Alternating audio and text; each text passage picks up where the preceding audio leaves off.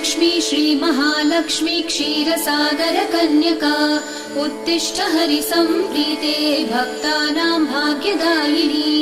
श्रीलक्ष्मी श्रीमहालक्ष्मी क्षीरसागरकन्यका उत्तिष्ठ हरिसम्प्रीते भक्तानां भाग्यदायिनी।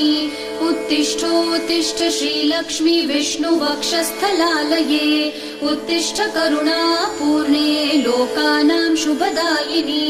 उत्तिष्ठोत्तिष्ठ श्रीलक्ष्मी विष्णुवक्षस्थलालये उत्तिष्ठ करुणापूर्णे लोकानां शुभदायिनी।